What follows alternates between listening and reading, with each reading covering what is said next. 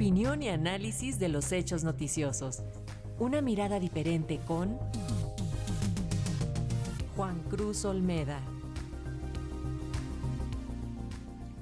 El doctor Juan Cruz Olmeda, profesor investigador del Centro de Estudios Internacionales del Colegio de México, analiza la guerra extrema del presidente Nayib Bukele contra las pandillas, la cual está reduciendo la violencia a costa de acumular violaciones contra los derechos humanos y las libertades en El Salvador. Nayib Bukele, presidente de El Salvador de 2019, no es alguien que pase desapercibido. Él mismo ha hecho un culto en mostrarse como un líder diferente al resto de la clase política que gobernó su país desde el final de la guerra civil y construyó su ascenso al poder criticando a quienes se ubican tanto a la izquierda como a la derecha del espectro ideológico. De hecho, su victoria en las elecciones de dicho año puso fin al bipartidismo que había definido a la política salvadoreña durante décadas. El pasado empresario de Bukele, su juventud, la utilización constante de las redes sociales y un estilo desfachatado lo hicieron aparecer como una rara avis en la política salvadoreña durante la campaña que lo llevó al poder, y su victoria marcó un antes y un después. Pero sin duda son las políticas implementadas desde que ocupa el máximo cargo y el deterioro sostenido del sistema democrático lo que han llevado a que El Salvador ocupe el interés para el resto de la región.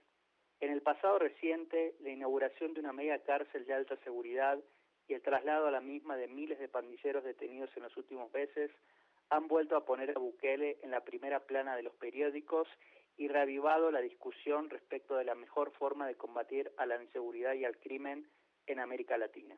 De hecho, en las semanas que siguieron al anuncio, no faltaron las constantes declaraciones de diversos políticos de la región respecto de la necesidad de copiar el modelo Bukele de mano dura.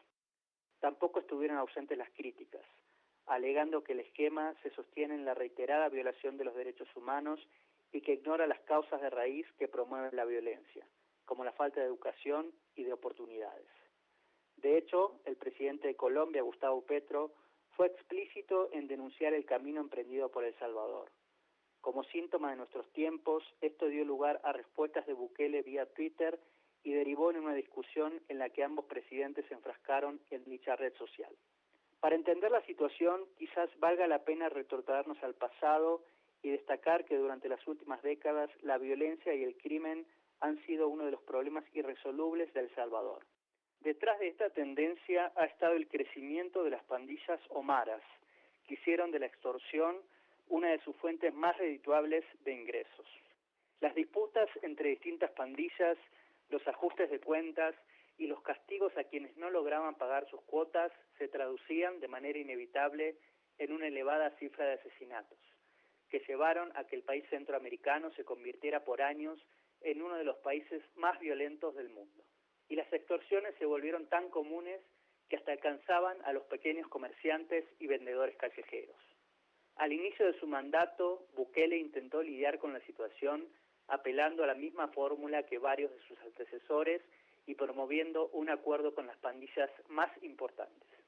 Si bien esto se tradujo en una caída sustantiva de los asesinatos, el pacto duró poco y esta ruptura derivó en una ola de violencia que llevó a que en un solo día se produjera una cifra récord de muertes. Esta fue la principal causa del giro en la estrategia gubernamental y la adopción del enfoque de mano dura del que ahora se vanagloria Bukele. El gobierno desató desde entonces una persecución activa de las pandillas que vino acompañada de la declaración de un estado de excepción que suspendió los derechos de la población en general. Las detenciones se multiplicaron sin respetar ninguna garantía y las fotos de los pandilleros hacinados y sometidos a condiciones infrahumanas en las cárceles comenzaron a ser exhibidas por el propio gobierno como una muestra de que su política estaba funcionando. A pesar de las crecientes denuncias de detenciones arbitrarias a personas que no tenían ninguna vinculación con las maras y las críticas por las violaciones a los derechos humanos, la caída dramática en los datos de asesinatos y el fin de la extorsión en amplias zonas del país y de la capital, San Salvador, llevaron a un aumento sustantivo de la popularidad presidencial.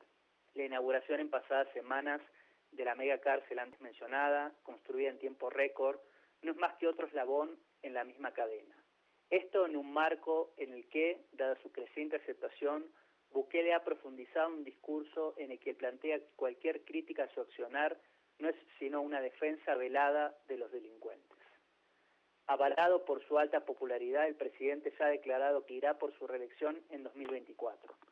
Si bien la Constitución no habilita esta opción, la Sala de lo Constitucional de la Corte Suprema dictó un fallo en 2021 en el que realizó una particular interpretación del artículo que inhabilita la reelección inmediata y abrió entonces el camino a lo que ahora intentará Bukele.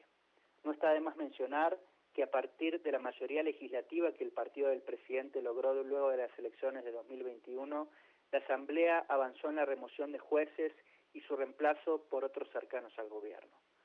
También ha sido activa la campaña en contra de organizaciones de la sociedad civil y medios periodísticos críticos a su accionar. La popularidad récord de Bukele parece indicar que estas acciones no han hecho mella al presidente y confirmar la triste realidad de que amplios sectores de la población están dispuestos a sacrificar su libertad y derechos a cambio de una mejora en las condiciones de vida.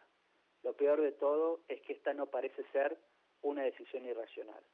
Para Radio Educación, Juan Cruz Olmeda, profesor investigador del Centro de Estudios Internacionales del Colegio de México.